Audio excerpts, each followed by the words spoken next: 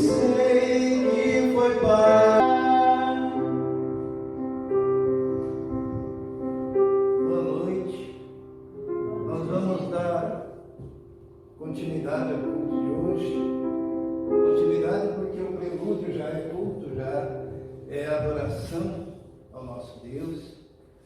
E quando nós louvamos a Deus, quando nós cantamos, imaginamos que estamos aqui sozinhos louvando a Deus, né? Mas tem muito mais gente aqui do que nós imaginamos. Quem está aqui? O Espírito Santo de Deus e a manifestação do Senhor Jesus, né? A presença do Senhor Jesus, o Pai, os anjos de Deus. Eu nunca me esqueço daquele texto, cada vez que louvamos a Deus, quando os pastores estavam lá no campo e de repente eles viram os anjos que anunciaram o nascimento de Jesus e ficaram admirados pela manifestação da glória de Deus. E o que os anjos fizeram naquele momento? Adoraram. E os pastores ouviram, cantaram, louvaram a Deus, né? Músicas lindas, celestiais. E naquele momento houve o encontro do louvor do céu com o louvor aqui da terra, dos próprios pastores. E nem sempre nós percebemos isso, porque o louvor ele não depende de toda aquela estrutura. Esses dias eu estava conversando com o grupo de louvor e falei que muitas vezes um violão e uma voz, só que com o coração contrito, quebrantado na presença de Deus, faz com que todo o ambiente se encha daquela presença gostosa do Senhor, do Espírito Santo, né? Hoje nós vivemos na época da imagem, tudo é imagem, né? Então imaginamos nós que o verdadeiro louvor ele precisa de luzes, de fumaça, de coreografias. Tudo isso pode ter, não tem problema, é uma produção artística. Porém, uma pessoa sincera, só com a sua voz, ou voz e violão, e um povo desejoso de adorar a Deus, ali há uma manifestação da presença, da graça de Deus, e Deus se sentindo louvado, adorado, como Ele merece ser adorado. Eu vou contar uma coisa aqui, os irmãos sabem que eu não sou místico, né? não sou ligado a misticismos. Mas ontem, o Israel chegou aqui na igreja para o ensaio, chegou muito feliz por ter passado no vestibular, né? Parabéns, tá? E ele estava alegre, pegou o teclado, começou a cantar, e as meninas também cantando, louvando a Deus. E teve ali um dado momento que a Rebeca começou a chorar, né? E ela fazia assim para não ficar contando. E aquela sensação da graça, da presença, do poder de Deus, e aqueles louvores, isso é ensaio, tá? Na hora do ensaio. Foi tudo bem espontâneo, né? Tudo assim, porque nós tivemos dificuldade de reunir todo o grupo, tinha compromisso, né? Alguns. Mas eu estava aqui meio informalmente, e o louvor começou a fluir, e a gente se sentindo tocado, e terminou o ensaio, fomos comer alguma coisa ali, e a Maria tinha gravado uma música do ensaio que eles fizeram, e eles dividiram em vozes uma determinada música, e foi muito interessante porque eu estava ali comendo minha... O que era aquilo mesmo? Uma esfirra, né? E ouvindo eles conversando. Daí a Maria dizia, coloca de novo a gravação. Não é possível Nós somos 1, 2, 3, 4. Da onde que está essa quinta voz aí? Mais ou menos isso, eu não entendo muito de música, né? E daí tinha um som, daí eles começaram a conversar, né? Acho que as vozes se unindo, ecoavam e formavam uma nota diferente, é isso, né? Começaram a falar assim, e eu ali pensando, olhando para a Bíblia toda, que diz, né, que os anjos vêm, que os anjos cantam, que Deus participa, que o Senhor habita no meio dos louvores. E daí eu falei para eles, falei assim, são os anjos. De vez em quando a gente ouve uns testemunhos assim, né? E já descobriram a voz misteriosa? Ainda não? Pois é, que coisa, hein? Está gravadinho a voz misteriosa. Tem que ter um ouvido muito bom, viu? Nós temos diversos músicos, né? E ela disse, mas nós dividimos em voz e tem mais uma. Daí ficaram lá, será a Rebeca? Não, olha aqui, ó, a minha da Rebeca está aqui. Mas e essa outra? Quem seria? Quando a gente canta aqui, nós unimos as nossas vozes, as vozes daqueles que louvam continuamente o Senhor. Vamos louvar o Senhor? De todas as tribos, povos e raças, muitos virão te louvar. É uma promessa de Deus de que o Evangelho seria pregado em todo mundo. Todo mundo. O Evangelho vai ser pregado. Não significa que vai ser aceito por todos, mas será pregado em testemunho a todas as nações. E então virá o fim. Nós estamos nesse processo de pregar o Evangelho a toda criatura.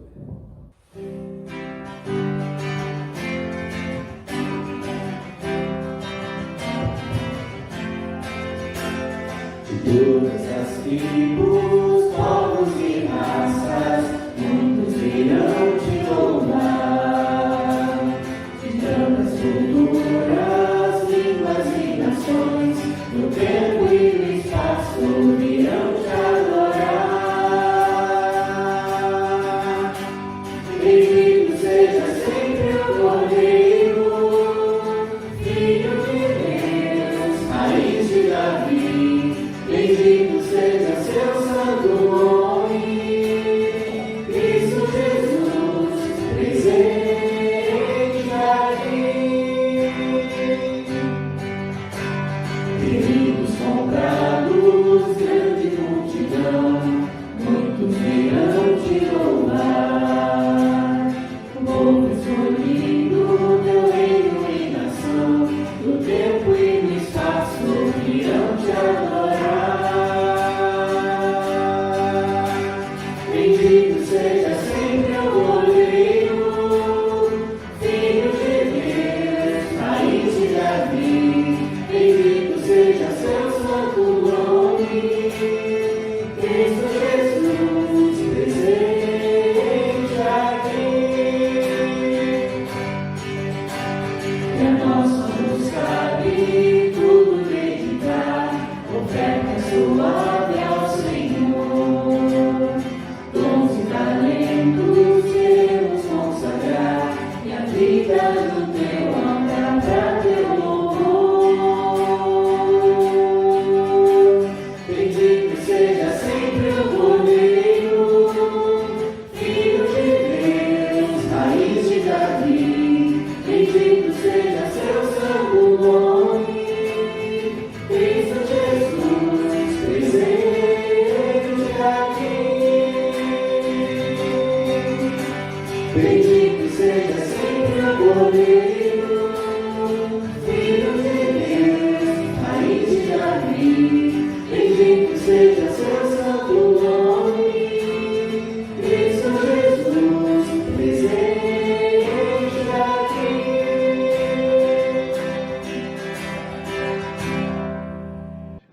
Vamos ainda louvar ao Senhor, adorar ao Senhor.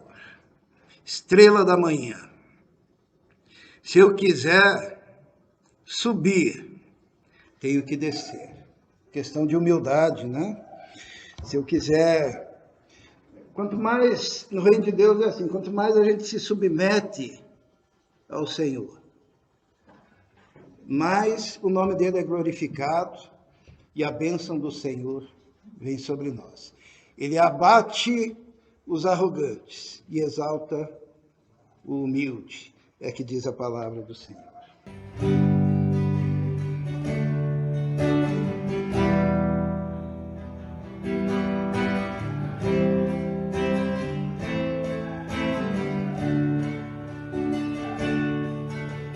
Se eu quiser subir, tenho que descer.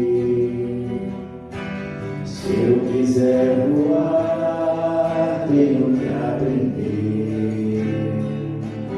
A tua palavra, pura, santa e verdadeira, ensina-me, Senhor, a fazer o teu querer. Se tua presença for comigo, ó Deus, todos saberão da tua glória em mim. Tenho que viver tua palavra todo dia, pois no teu reino viverá aquele que morrer. O Deus que creio não divide a glória com ninguém. Quanto mais alto eu voar, mais alto ficarei. Vou minha estrela ofuscar para deixar brilhar a estrela da manhã, a estrela da manhã. Se tua presença for comigo, ó Deus,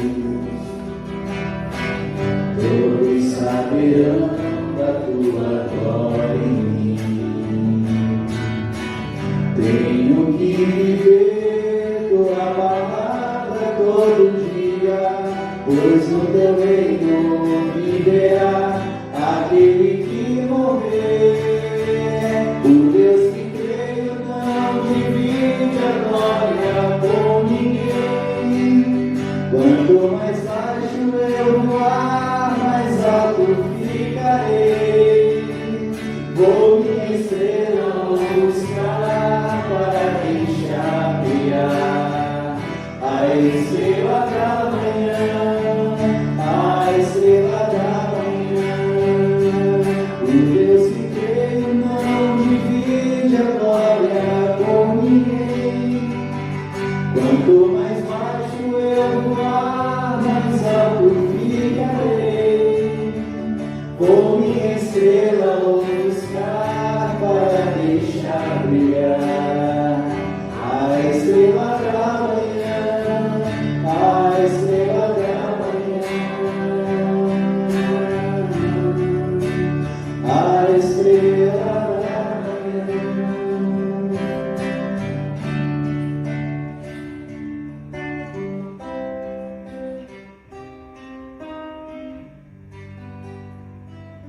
Semana passada nós falamos que se a presença do Senhor estiver conosco, o nosso rosto, ele, como um espelho, transmite essa presença em qualquer lugar que nós formos. Porque o Senhor é aquele que muda o nosso interior, muda o nosso coração. Quando você está em qualquer lugar que seja, ali você é o embaixador do Senhor. Ali você manifesta a presença do Senhor. Ali você é um arauto do Senhor. Ali você é um atalaia do Senhor. Em qualquer lugar. Não é uma questão de religião. A gente não leva religião. Nós levamos a presença do Senhor na vida de cada um que é remido pelo sangue do Cordeiro. Para isso, o coração precisa ser totalmente transformado pelo poder de Deus.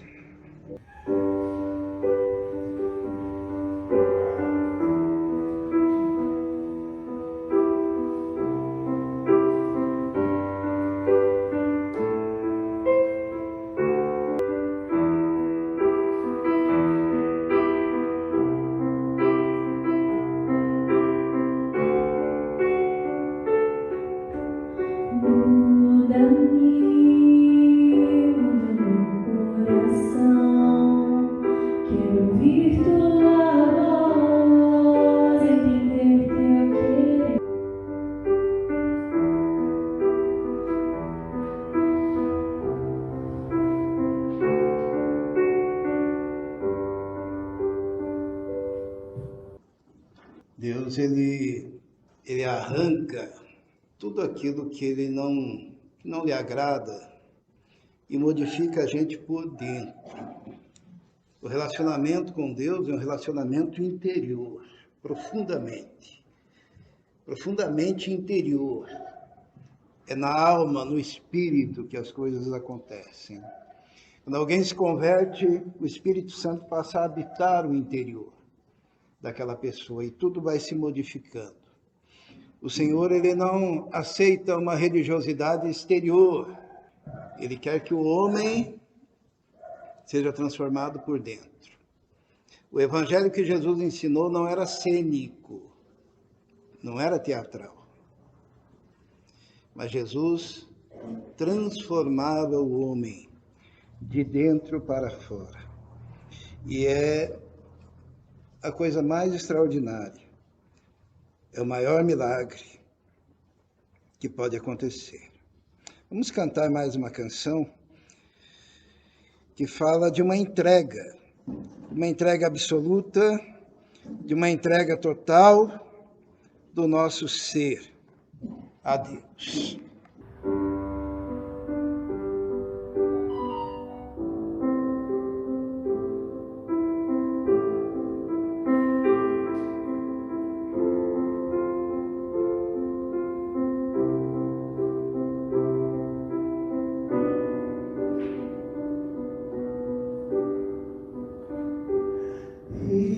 Riquezas, prazeres, conforto,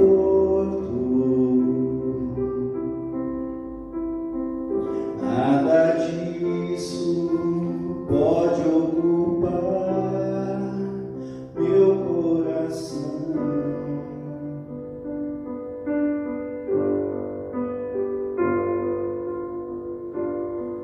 Louvores, elogios e fama, nada disso pode ocupar meu coração.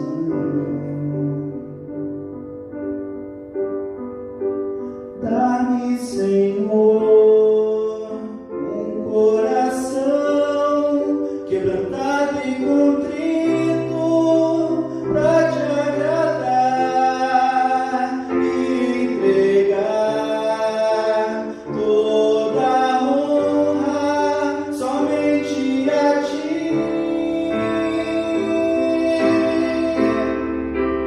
Dá-me, Senhor, um coração que é todo teu.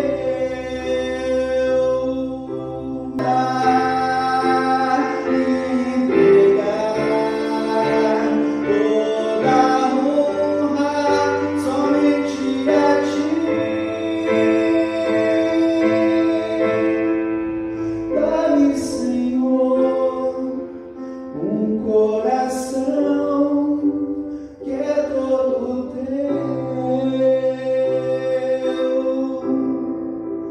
Dá-me, Senhor, um coração que é todo teu.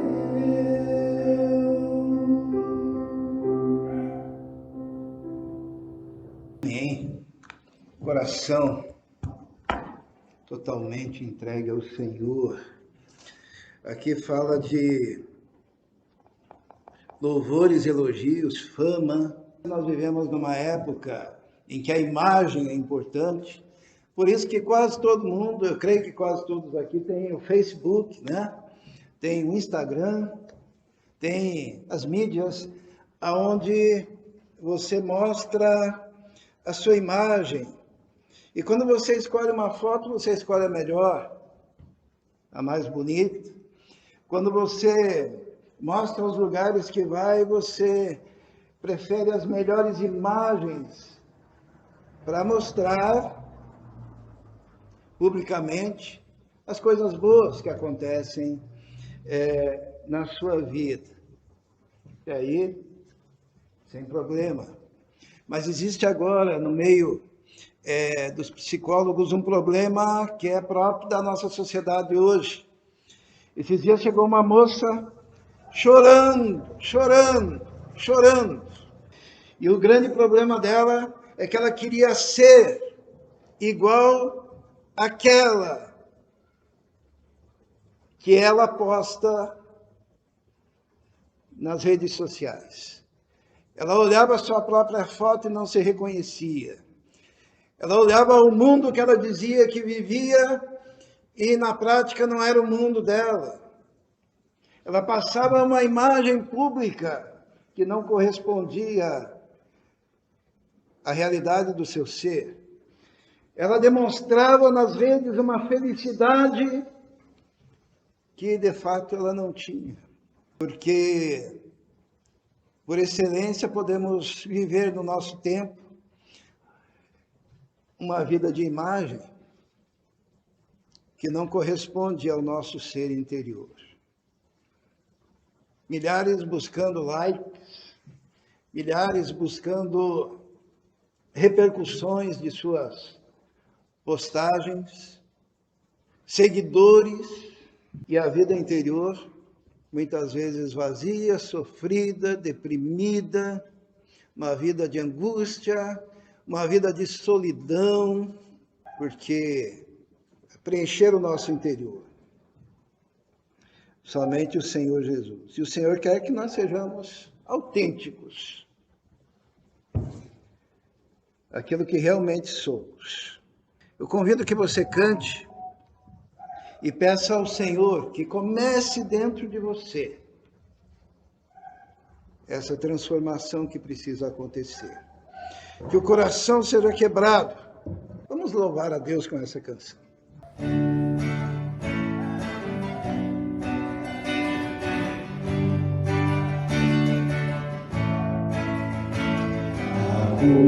Começar em mim, quebra corações, para que sejamos todos um, como tu és em nós.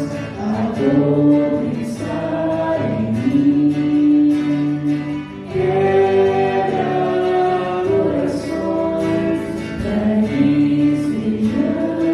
todos um, como tu és em nós, onde a frieza que haja amor, onde há ódio, perdão, para que o teu corpo pense assim, como a perfeição, a começar em mim. Quebra corações, para que sejamos todos um, como tu és em nós. Deus quer que o nosso amor seja aquele amor sincero do começo, do início. Sabe aquele primeiro encontro com o Senhor que nos envolvia todo o nosso ser? Com o tempo, parece que a gente vai esfriando. Inclusive, era o pecado da igreja de Éfeso, né? E Jesus diz assim, olha, tenho, porém, contra ti que deixastes o teu primeiro amor, que é aquele fervor inicial, aquela contrição inicial. É extremamente importante a gente manter o frescor da comunhão com o Senhor nosso Deus. Tem uma canção que fala, quero voltar ao primeiro amor, aquele amor inicial. Nós vamos louvar a Deus com essa canção, porém antes vamos orar ao Senhor, vamos falar com o nosso Deus neste momento. Senhor nosso Deus, te louvo, te agradeço, porque podemos perceber a Tua graça e a Tua presença nesse lugar. Sabemos que quando o Senhor se faz presente, quando a Tua presença é real, é manifesta, podemos tocar no Senhor, podemos ser abençoados pelo Senhor, podemos receber cura, podemos receber libertação, podemos receber o refrigério dentro do nosso ser, a nossa tristeza pode ser dissipada, a nossa depressão pode ser curada, tão somente pela Tua presença santa e poderosa, ó Deus. Pedimos então que o Senhor nos envolva com a Sua presença, que cada um aqui, ó Deus, possa sentir o Senhor ao lado, o Senhor tocando, o Senhor movendo, que ninguém seja insensível, mas que o Teu Espírito esteja trabalhando em cada um, Senhor, cada um de nós, conforme aquilo que precisamos, que o Teu Espírito Santo encontre aquele lugar de contato no nosso interior e a nossa vida seja tocada por Ti. Nós te pedimos isso, em nome de Jesus. Amém.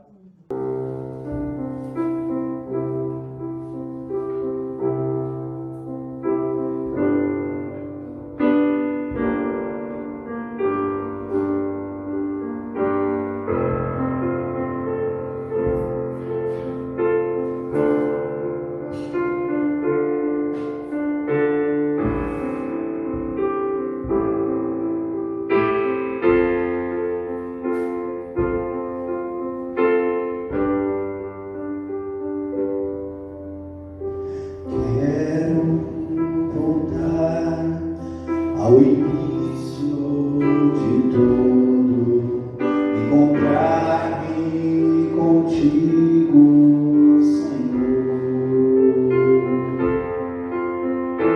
Quero rever meus conceitos e valores, eu quero reconstruir.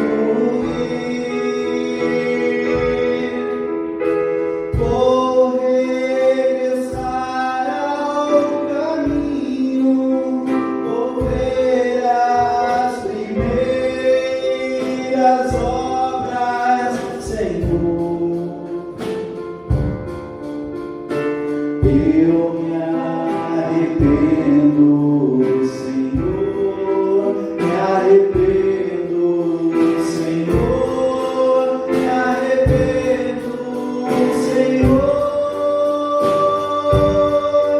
Eu quero voltar ao primeiro amor, ao primeiro amor.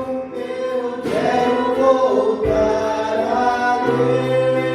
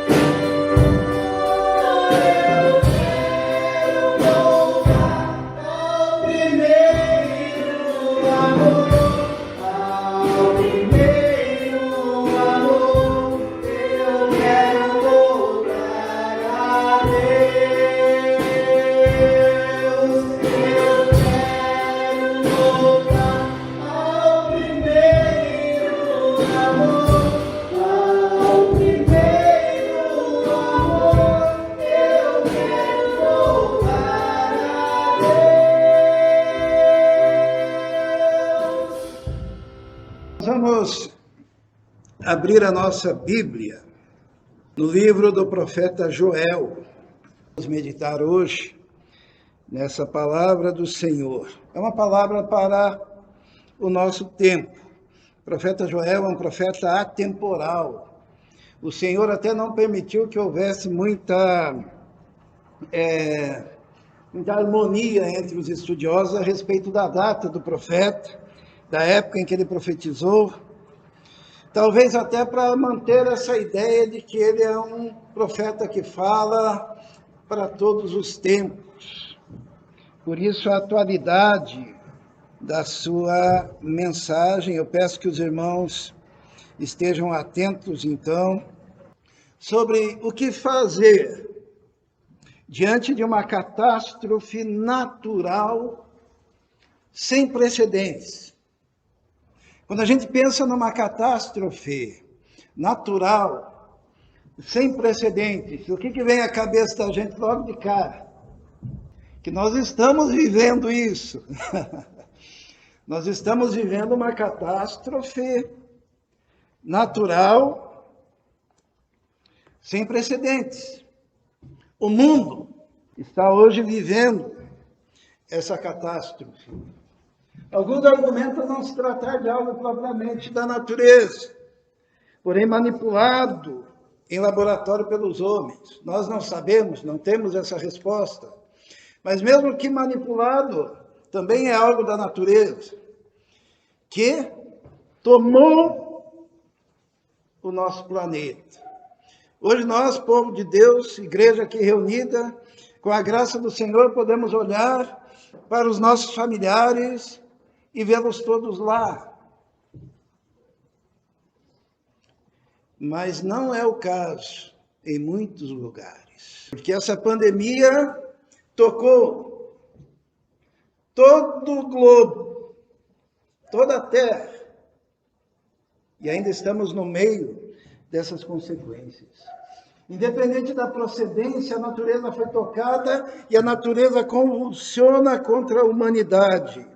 E nós nos sentimos impotentes diante do crescente número de mortos. Mas a pergunta é: existe algum paralelo bíblico a tudo isso que possa nos indicar o caminho de Deus para o homem envolto nas trevas da convulsão natural? Será que tem um caminho que Deus deixou ali escrito na sua palavra para esse tempo? Eu ando muito preocupado, porque eu tenho visto o povo de Deus, as igrejas, muitas, não todas, que se acomodaram à situação e olham essa calamidade natural e se submetem ao que o mundo dita. É como se não houvesse uma palavra de Deus para esse momento. É como se a igreja estivesse dentro do barco junto. Como se a igreja não pudesse se levantar e dizer ao mundo: olha, mundo, que a igreja é a voz do Senhor no mundo. A igreja é o corpo de Cristo. E Cristo não está calado, inerte, sendo levado pelas circunstâncias dessa situação. E as igrejas, evidentemente, devemos obedecer à lei. Quando a lei dizia fecha, fechamos. Quando dizia opa, pode abrir, abrimos. Mas a igreja continuou orando, trabalhando, falando, anunciando, e não cegada por nenhuma narrativa. Mas muitos líderes então somente se submeteram e começaram a repetir a mensagem do mundo. Começaram a repetir aquilo que os líderes mundiais falavam. Mas a igreja tem uma voz espiritual, que deve ser a voz do Senhor. E a igreja tem que ter uma mensagem para o mundo. Existe um paralelo bíblico para indicar qual é o caminho de Deus? Existe sim um paralelo bíblico, e nele Deus deixa marcas da sua vontade para situações semelhantes a esta que estamos vivendo hoje no planeta. É em Joel, capítulo 1, narra um acontecimento natural, devastador, incontrolável, fatal, que determinou uma série de procedimentos que precisavam ser feitos pelo povo. Se hoje nós vivemos um acontecimento natural, devastador, incontrolável e fatal no mundo, na época do profeta Joel, isso estava acontecendo em uma nação, no meio do povo de Deus. E o profeta então diz assim, vamos ler o que ele diz. Palavra do Senhor que foi dirigida a Joel, filho de Petuel, algo sem precedentes. Ele diz assim, ouvi isso, vós anciãos, escutai todos os moradores da terra. Ele se refere aqui à terra de Judá. Porventura isto aconteceu em vossos dias, ou nos dias dos vossos pais? Ele já começa dizendo, isso é algo sem precedentes. Nunca aconteceu antes. Prestem atenção. Isso era algo que tinha que ser lembrado e que seria difundido para todas as gerações. Fazei sobre isso uma narração a vossos filhos, e vossos filhos aos seus filhos, e os filhos destes a outra geração. Era algo que tinha que ser lembrado. Era algo que tinha que ser divulgado. Era uma catástrofe natural com repercussões em toda a sociedade. Na agricultura, no comércio, no templo, no sacerdócio, semelhante a hoje o que está acontecendo no mundo. Porque essa pandemia está repercutindo na sociedade, está repercutindo pela proibição do trabalho, pela escassez, pela fome, pelos governos se movimentando, repercutindo também na agricultura, no comércio, nas igrejas fechadas. E o que acontecia lá em Judá era o seguinte, o que ficou da lagarta, o gafanhoto comeu. O que ficou do gafanhoto, a locusta comeu. O que ficou da locusta, o pulgão comeu. Era isso que estava acontecendo. Uma grande nuvem de gafanhotos. Uma praga terrível, uma praga natural, invadindo um país inteiro que vivia da agricultura e que vivia do pastoreio de animais. E aquela praga, ela era tão devastadora que o profeta chega a dizer que na frente era como se fosse o Éden, e depois que passa aquela locusta, aquela praga de gafanhotos, ficava um deserto, não tinha mais comida, não tinha mais pasto para os animais. O gafanhoto, ele vem com aquela nuvem, e ele vai comendo tudo que vê pela frente, e ao mesmo tempo defecando. Era uma situação insuportável, era um desabastecimento total.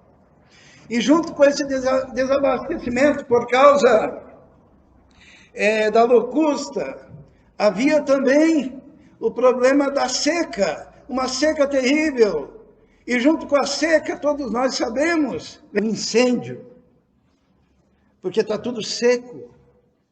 E a natureza estava, então, convulsionando aquele país. E a fome, a pobreza, os animais esqueléticos morrendo pelos campos. E o profeta se levanta para fazer o seu anúncio. Diz, atingir os bêbados, isto é, aqueles que estavam distanciados de uma vida social balizada em valores, eles foram atingidos. Porque diz assim, despertai, bêbados, e chorai, gemei, todos os que bebeis vinho, por causa do mosto, porque tirado é da vossa boca. Isso é nem bebida para os bêbados. Essa palavra bêbado aqui é importante, que provavelmente O profeta estava se referindo aos líderes da sua época. E era uma época que possivelmente a liderança daquela nação era uma liderança, se nós colocarmos o profeta no ano 800 antes de Cristo, mais ou menos, seria uma época em que havia um rei menino, criança, e o sacerdote então era o tutor e acabava governando. E os profetas, normalmente, quando eles enviavam uma mensagem, eles falavam primeiro para os seus líderes. E possivelmente esse bêbado aqui era tão somente o sacerdócio da sua época, que tinha esquecido dos princípios, que tinha esquecido da palavra, que tinha esquecido da relação com Deus. E o profeta diz: bêbados, chorai, porque subiu contra a minha terra uma nação poderosa. Essa nação era os gafanhotos, e sem número. E os seus dentes são dentes de leão, e as suas queixadas de um leão velho. Aquele povo estava invadido por essa praga. Fez da minha vide, a videira, né? A parreira, uma assolação. Tirou a casca da minha figueira, despiu-a toda e a lançou por terra, e os seus sarmentos se embranqueceram. Então essa situação produziu uma lamentação tão grande, mas tão grande, tão intensa, que o profeta usa como figura, a figura de um casal que se casa e vão para a lua de mel. Só que naquele momento, cheio de sonhos, os seus sonhos são arrebentados, arrancados da alma da noiva, o futuro destruído pela pobreza, e a alma latejante chorando um funeral, envolvido em perplexidade e susto. É como aquela noiva indo para a lua de mel, e os seus sonhos se desmoronam, e o noivo morre, e aquilo que seria festa virou velório. Era esse o sentimento da nação. O Brasil escapou de ter algo tão intenso devido às medidas que tivemos, mas se nós olharmos ao nosso lado, nações aqui por perto, por causa dessa crise também que passamos, estão comendo gato, cachorro, carne podre, estão fugindo para o Brasil para tentar encontrar algum alento. Lamenta como a virgem que está cingida de saco pelo marido da sua mocidade. Era esse o sentimento daquela nação. E a casa de Deus também era atingida, no sustento ministerial, no culto que ficava a ministração das ofertas. O culto em Israel, em Judá, ele era com ofertas, né? Ofertas de manjares, ofertas da colheita, sacrifícios de animais. E assim como os animais estavam morrendo de fome, de sede, e o povo estava pobre, e a agricultura estava declinada à sequidão, a casa de Deus foi atingida, o sacerdócio foi atingido. Existe um paralelo conosco hoje, né? Igrejas pelo mundo inteiro sendo fechadas, pastores sendo presos, o homem de Deus não podendo pregar livremente. Agora existe até a possibilidade de um passaporte sanitário para pegar ônibus e para entrar nas igrejas. O profeta continua dizendo: foi cortada a oferta de alimentos, a libação da casa do Senhor, os sacerdotes, ministros do Senhor estão entristecidos, e simbolicamente o trigo, que era o alimento, o mosto, que era a festa, e o azeite, que era a unção, tinha sido retirado do meio do povo de Deus. O campo está assolado, a terra triste, porque o trigo está destruído, o mosto secou e o azeite acabou, e os lavradores estavam envergonhados, a tristeza invadia a cidade, e o profeta diz: envergonhai-vos, lavradores, gemei, vinhateiros, sobre o trigo e a cevada. porque a colheita do campo pereceu, a vide secou, a figueira murchou, a romeira também, a palmeira e a macieira, todas as árvores do campo secaram, e já não há mais alegria entre os filhos dos homens. Muito parecido, né? Muito parecido. A Bíblia tem uma mensagem para os dias de hoje.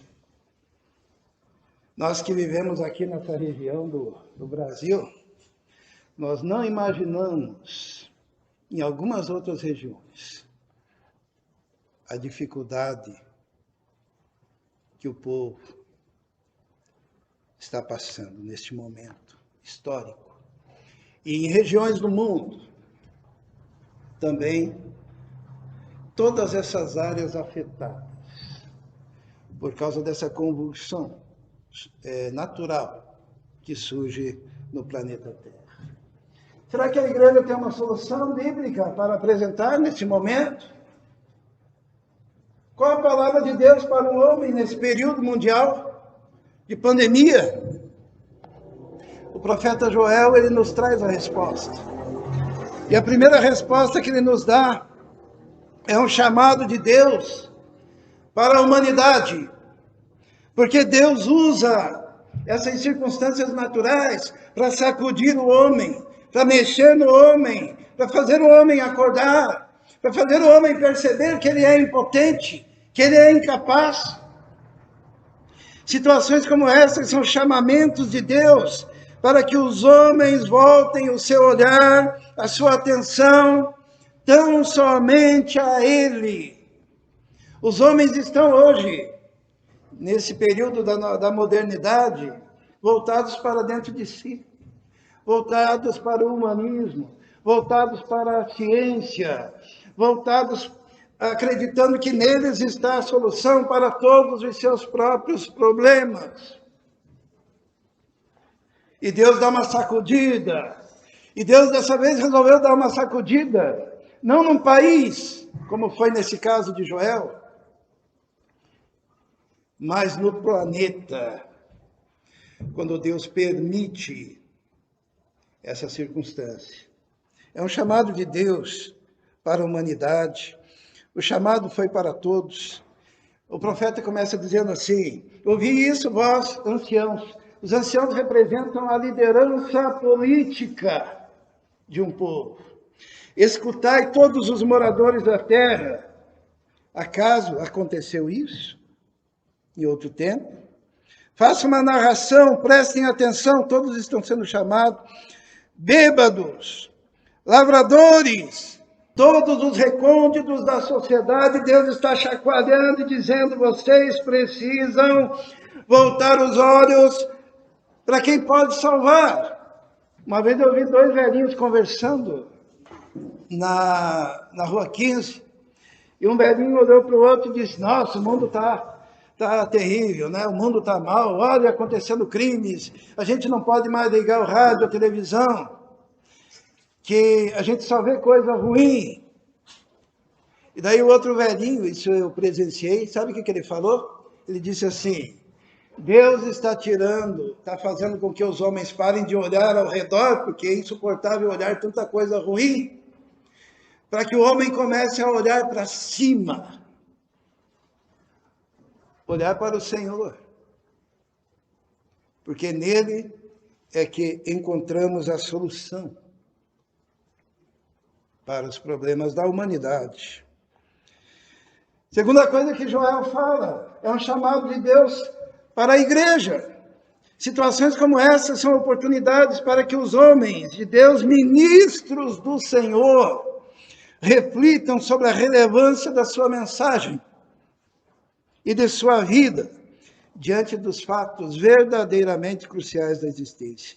Qual a mensagem da igreja para esses dias? Esses dias eu vi, como que é o nome desse podcast, né? Que ficam discutindo assuntos.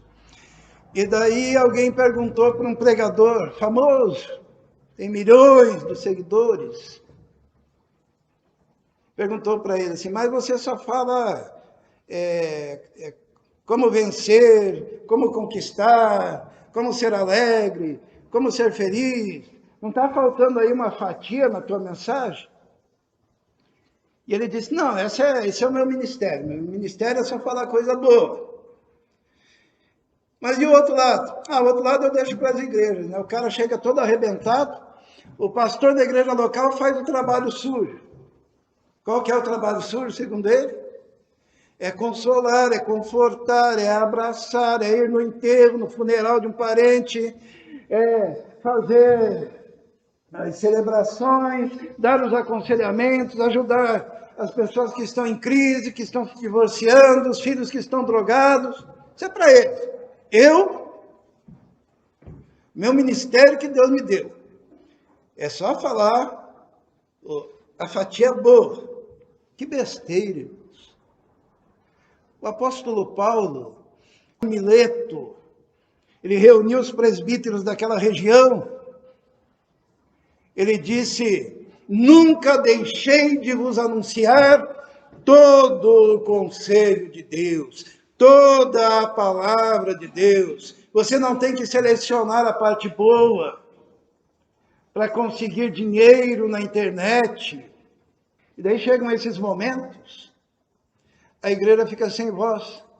Porque essas igrejas que pregam que cura todo mundo, estão vendo milhares dos seus membros morrendo, atestando a hipocrisia, porque acham que tem o controle da cura. O nosso Deus, ele cura, sim. Mas o método dele é bem diferente, não é espetaculoso.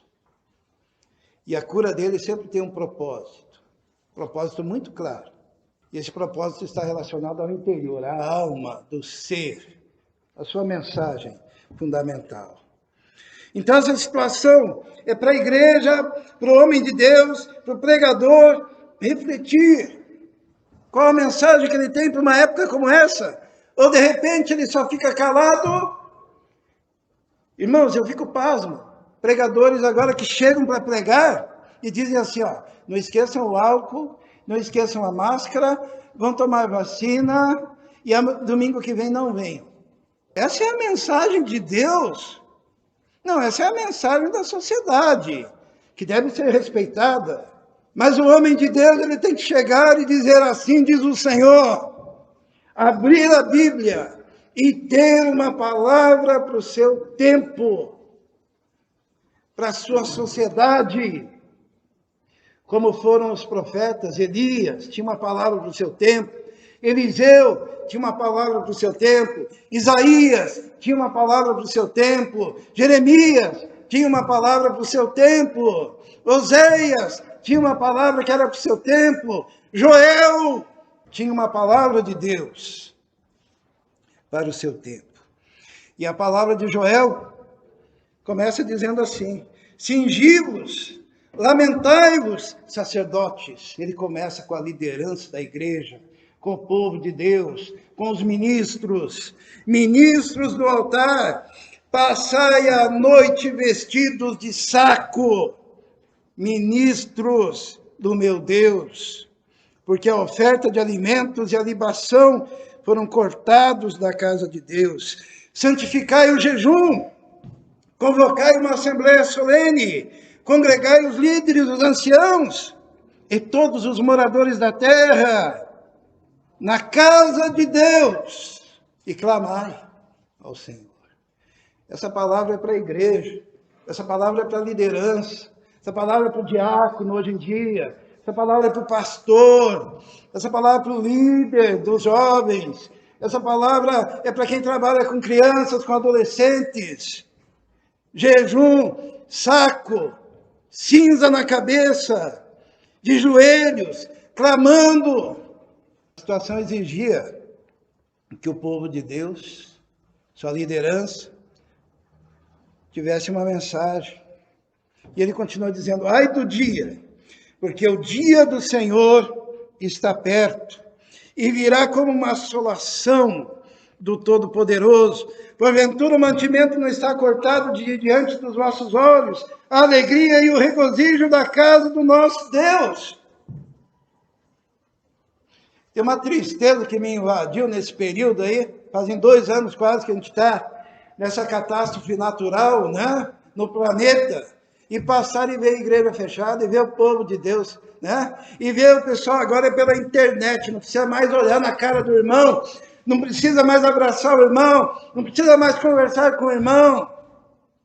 E daí aquelas pessoas em casa, enquanto assiste o culto, porque culto não é para assistir, culto é para realizar, adorar. Você faz parte do culto. Não é televisão, não é telinha. E daí dando comida para o gato e assistindo o culto, cochilando no sofá, ouvindo. E a tristeza na casa de Deus. A alegria e o regozijo foram embora. As sementes apodreceram, os celeiros assolados, os armazéns derrubados, porque o trigo secou.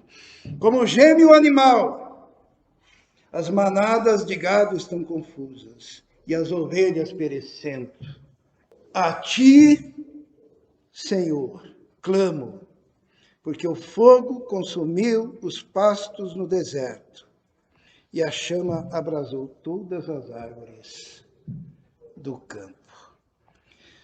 E Joel fala assim, que os próprios animais bramam a ti, clamando naturalmente ao Senhor, para que o Senhor agisse. Joel ainda diz, tocai a trombeta em Sião. Tocar trombeta é pregar, tocar trombeta é proclamar, tocar trombeta é anunciar. E daí a gente tem que ouvir, não, mensagem para essa época eu não tenho, porque eu só prego as coisas boas. A felicidade, a alegria e como se dar bem na vida. Joel diz assim, toca trombeta, clamai em alta voz, tremam todos os moradores da terra, porque o dia do Senhor já está perto. A mensagem da igreja, a ação da igreja, o testemunho da igreja no meio da catástrofe na qual nós estamos também inseridos. Porque o vírus, ele não escolhe. Assim como lá em Judá, os gafanhotos invadiam todas as propriedades. Mas ali no meio daquilo, a voz, a mensagem, a ação, testemunho, a presença da igreja tinha que ser marcante. Por isso que eu gosto dos nossos ativistas aqui da igreja. É um povo que não baixa a guarda. E vão lá, e dão de dedo, e anunciam. Não são como ovelhinhas passivas, raquíticas, mas se levantam como leões, mesmo passando por tudo isso. Não é uma época de triunfalismo, mas uma época de humildade e coragem.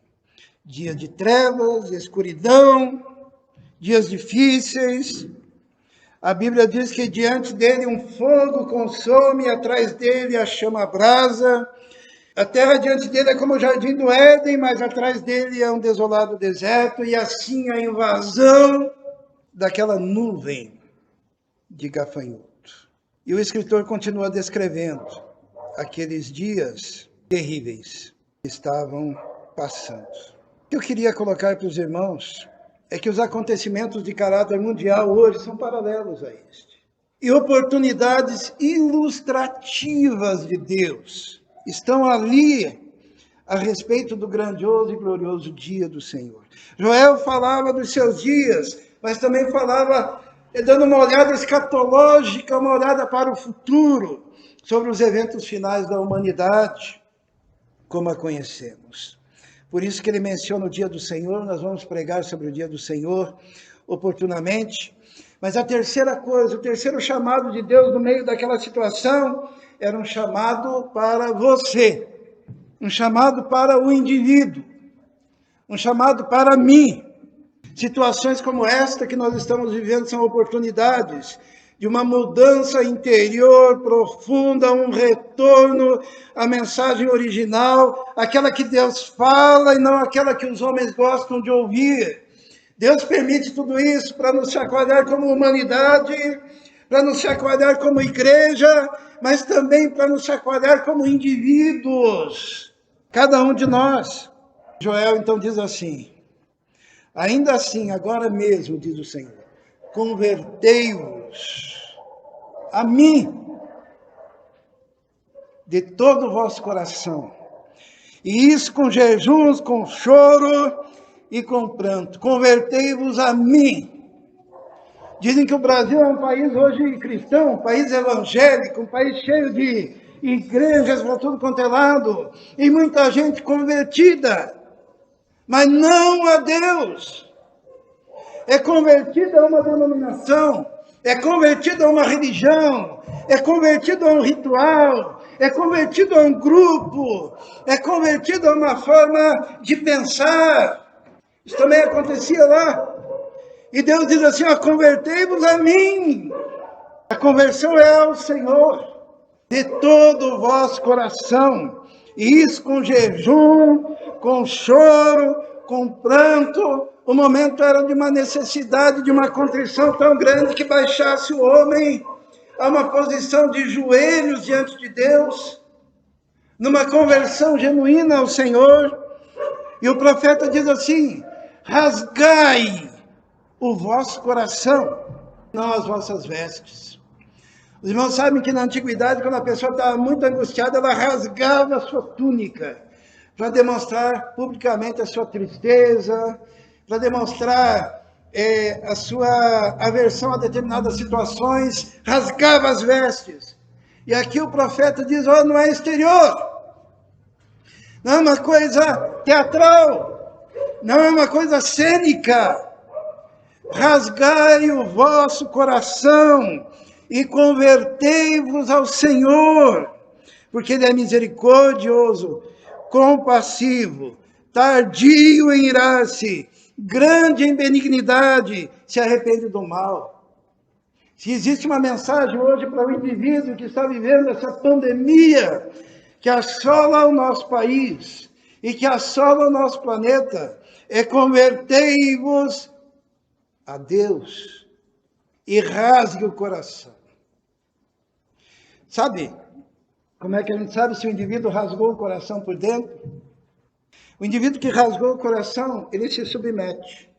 O indivíduo que rasgou o coração, ele se coloca de tal maneira na presença de Deus que ele larga toda a presunção.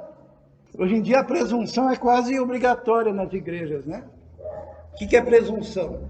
Presumir de si mesmo. Presumir em relação ao comportamento de Deus. Dizer assim: se eu fizer isso, Deus vai fazer. Se eu jejuar, Deus vai fazer. Se eu orar, Deus vai fazer. Como se Deus estivesse amarrado a um princípio de leis espirituais que o prendessem e o obrigassem a abandonar a sua soberania e submeter-se aos homens por causa dos seus rituais. Mas quando a gente rasga o coração, a gente larga toda a presunção. A gente se coloca nas mãos de Deus. Tem uma ilustração que eu acho que mostra bem isso. Sabe aquele marido sem vergonha que sabe que a esposa sempre vai perdoar? O que ele faz? Ele presume, isso é presunção, né? Ele presume que não importa o que ele fizer. O que vai acontecer? Ele vai chegar: vem cá, meu amorzinho, eu te perdoo. Quer um cafezinho? Quer uma bolachinha? Vem cá. O que vai acontecer com esse indivíduo? Ele vai fazer de novo, e vai fazer de novo, e vai fazer de novo, e vai fazer de novo. Porque ele presume. E tem gente que se relaciona com Deus assim. Ele acha Deus é bonzinho. Deus é camarada. Ele sempre perdoa. Então, eu posso ficar tranquilo. Eu peco, ele perdoa. Eu peco, ele perdoa. É que nem aquele cara. Sem vergonha. que acho que sempre será aceito. Por isso que o profeta Joel, para demonstrar quem é que rasgou o coração, ele usa uma palavrinha aqui importante, ele diz assim, ó. Vamos ler o texto todo, é melhor, né? Rasgai o vosso coração, convertei-vos ao Senhor, porque Ele é misericordioso, compassivo, tardio em irar-se, grande em benignidade, se arrepende do mal, quem sabe não se voltará e se arrependerá e deixará após si uma bênção em oferta de alimentos e libação para o Senhor vosso Deus. Quem sabe? E essa palavrinha está aqui para a gente não tratar Deus com presunção. Para que a gente realmente rasgue o coração. Para que a gente realmente se humilhe diante dele. E o profeta continua dizendo, tocai trombeta em Sião, santificai um jejum, convocai uma assembleia solene, congregai o meu povo. Os irmãos percebem que nessa pandemia que vivemos, congregar o povo é a coisa mais difícil que tem. Porque o diabo já sabe de todas essas coisas. E ele dispersa o povo, né? A ordem que o diabo deu foi dispersar o povo. E a ordem que Deus dá é congregai o povo. Congregai o povo, santificai a congregação, ajuntai os anciãos, congregai as crianças e os que mamam. Saia o noivo da sua recâmara e a noiva do seu aposento. Não existe nada mais importante do que buscar o Senhor. Não existe nos momentos das crises nada mais importante do que estar na casa de Deus. E é para todos. Ah, o meu filho chora porque ele ainda está mamando. Traga ele também. Das criancinhas sai o perfeito louvor. Ah, mas eu vou casar e vou para a lua de mel. Largue a lua de mel e venha para a casa de Deus, adorar a Deus, buscar a Deus, clamar ao Senhor. Porque não tem nada mais importante. No meio dessa crise, chorem os sacerdotes. Domingo passado, acho que foi domingo passado, não lembro, que eu chorei diante de uma ilustração de uma pessoa humilde que deu o melhor que tinha, né? E um choro não muito compreendido, às vezes, mas a Bíblia diz assim que o homem de Deus tem que ter sensibilidade diante das situações. Chorem os sacerdotes, ministros do Senhor, entre o alpendre e o altar, e digam, poupa teu povo, ó Senhor, não entregues a tua herança ao opróbrio, para que os gentios o dominem, porque diriam entre os povos, onde está o teu Deus? As crianças, os bebês, os velhos, os jovens, reunidos na casa de Deus, chorando, clamando, olhando para o Senhor. O profeta Joel, ele usa uma palavrinha, então, que é então. Depois de tudo isso, Deus devolve o trigo. Deus devolve o mosto das festas. Deus devolve o azeite. Então, o Senhor se mostrou zeloso da sua terra, compadeceu-se do seu povo. E o Senhor respondendo disse ao seu povo, eis que vos envio o trigo, o mosto e o azeite, e dele sereis fartos, e vos não entregarei mais ao opróbrio, à vergonha entre os gentios. Removerei para longe de vós o exército do norte, e lançá-lo-ei em uma terra seca e deserta. Esse exército do norte, os estudiosos têm duas explicações. O exército era a nuvem de gafanhoto, que Deus sopra e ela se desvia daquele lugar e vai para outro. Isso é uma das explicações dentro do contexto. Aconteceu isso no Brasil ano passado, né?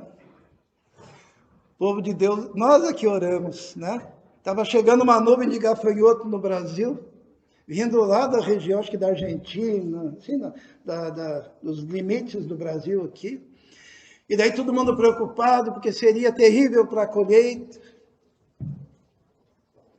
E daí Deus soprou.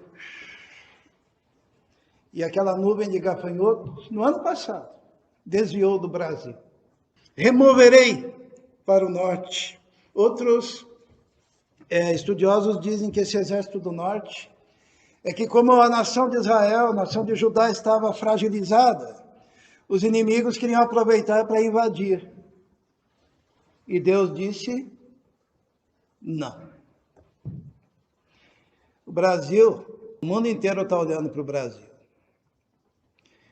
E quanto mais fragilizado diante dessa pandemia o Brasil estiver, mais suscetível aos ataques de nações rivais.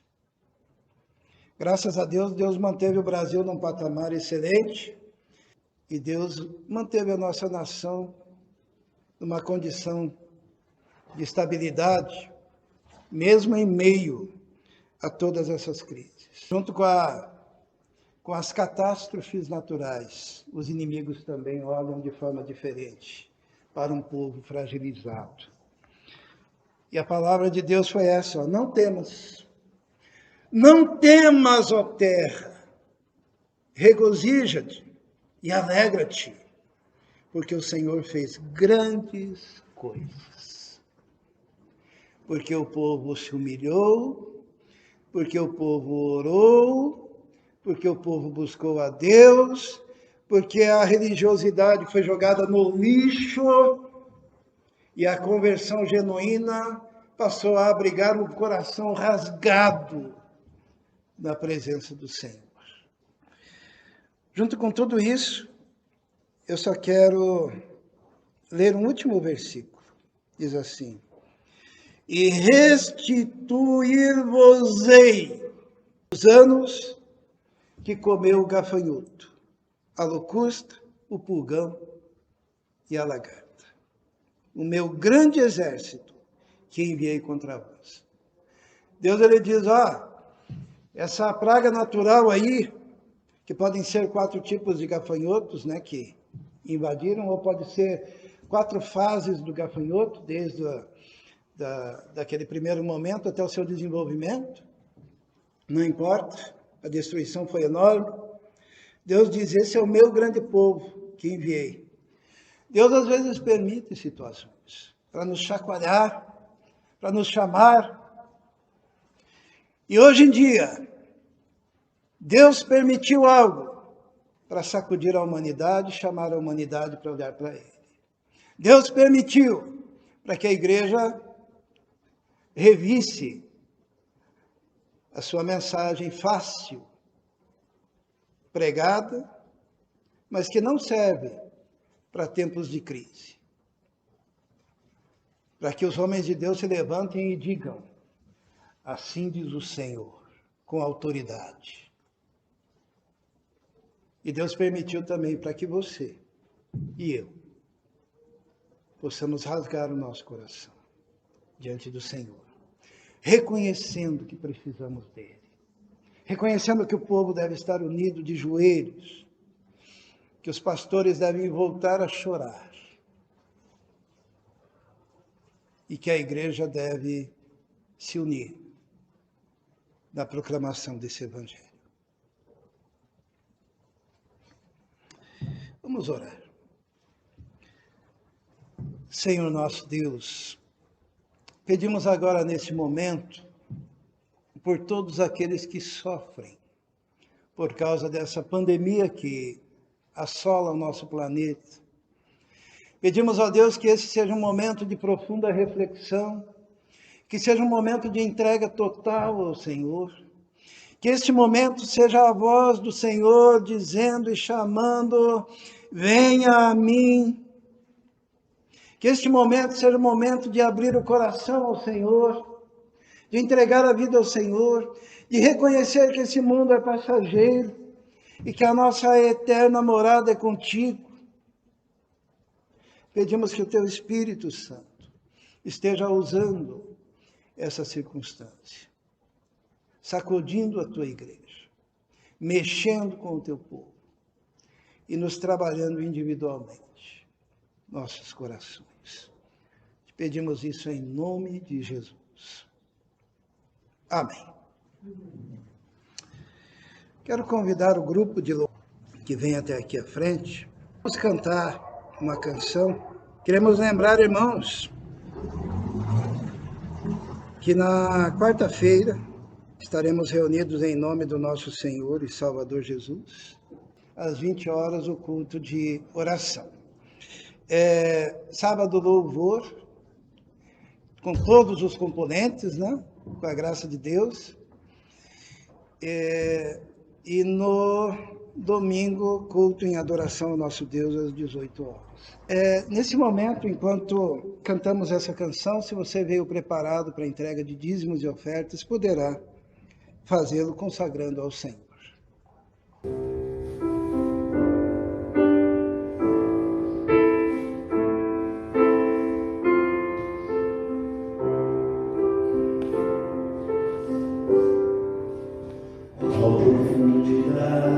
Das riquezas, tanto da sabedoria quanto do conhecimento, quão insondáveis, Senhor, são os teus caminhos.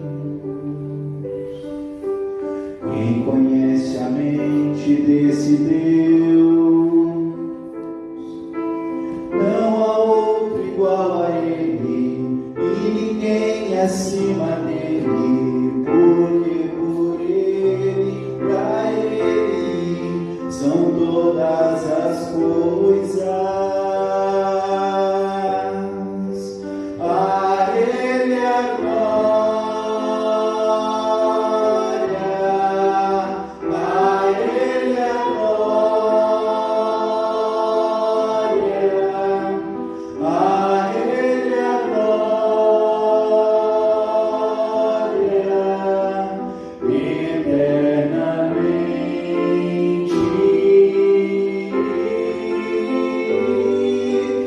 Amém.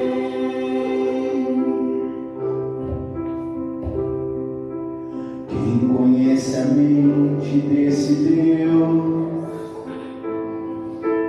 não há outro igual a Ele, e ninguém acima dele, porque por Ele, pra Ele, são todas as coisas. A Ele a glória, a Ele a glória, a Ele a glória, eternamente. Amém. A Ele a glória, a Ele a glória, a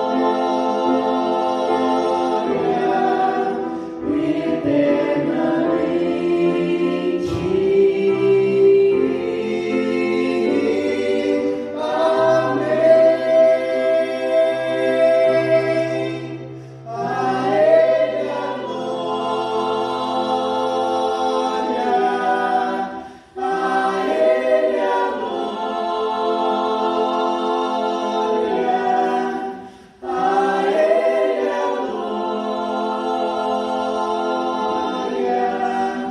eternamente.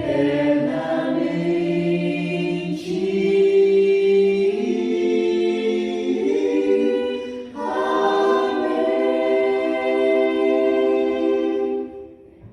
Vamos colocar em pé. Nós vamos encerrar com uma palavra de oração. Senhor, estamos diante de uma semana que inicia-se e pedimos que os teus anjos, ó Deus, que são espíritos ministradores enviados pelo Senhor a favor daqueles que hão de herdar a salvação, conforme diz a tua palavra, Senhor. Pedimos que haja a ação dos exércitos do Senhor em proteger o teu povo, em guardar o teu povo, ó Deus.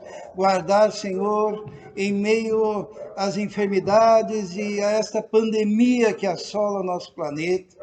Pedimos que o Senhor se faça como muro de fogo, ó Deus, a guardar cada casa, cada lar, cada família, ó Deus, da tua igreja. Pedimos, ó Deus, a proteção do trânsito, pedimos, ó Deus, a proteção da violência urbana, Pedimos, Senhor, a proteção das casas, que a tua mão poderosa esteja agindo, Senhor, porque nós cremos em ti, no teu poder, na tua graça, na tua misericórdia. Esteja nos abençoando, ó Deus. Dê força para o trabalho, sabedoria, ó Deus, para os estudos. E que a graça do nosso Senhor e Salvador Jesus Cristo, o amor de Deus, o Pai, e a comunhão do Espírito Santo esteja com todos vós agora e para todos sempre. Amém. Que Deus abençoe a todos.